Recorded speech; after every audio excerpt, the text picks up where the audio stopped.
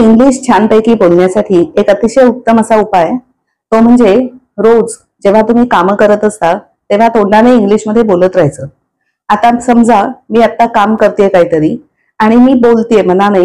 मनात आपण बोलतोच, हजार गोष्टी बोलतो मनात. ऍक्च्युअली त्या हजार गोष्टी ज्या मनातल्या आहेत त्या मराठीत असतात. त्या मराठीच्या ऐवजी इंग्लिशमध्ये बोलायचा प्रयत्न करायचा, इंग्लिशमध्ये विचार करायचा किंवा इंग्लिशमध्ये ट्रान्सलेट करायचा प्रयत्न करायचा आणि मनातल्या मनात न बोलता शक्यतोवर जितकं जमेल तेव्हा तेव्हा मोठ्यांदा इंग्लिशमध्ये बोलायचं. मग ते तुमचं चुकलं असेल तरीही चालेल, तोडकं मुडकं असलं तरीही चालेल, पण बोलत राहायचं. कारण इंग्लिशमध्ये बोलल्याशिवाय तुम्हाला इंग्लिश बोलता येणार नाहीये हे नक्की लक्षात ठेवा.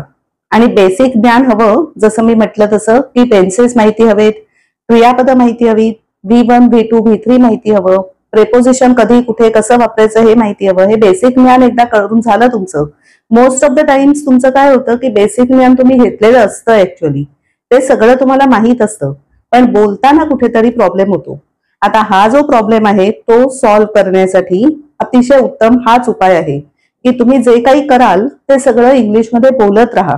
म्हणजे जे तुम्ही त्यावेळेला करत असाल किंवा मी आज सकाळी असं असं केलं, मी काल रात्री असं असं केलं, काय जे असेल तुमचं ते इंग्लिशमध्ये सांगायचा स्वतःचा स्वतःला. दुसरा माणूस हवा त्यासाठी समोर हजर हवा कोणी अशी गरज नाहीये. आपण आपल्याशी मनात किती बोलतो ते सगळं काही मोठ्यांदा तोंडाने बोलायचं, पण इंग्लिशमधून.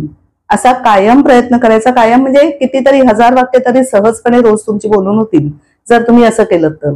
आता हे कसं करायचं हे सांगण्यासाठी मी एक व्हिडिओ पण केलाय. तो व्हिडिओ त्याची लिंक मी इथेच खाली तुम्हाला देतेय. त्या लिंकवर क्लिक करा आणि पहा की हे सगळं कसं जमवता येतं.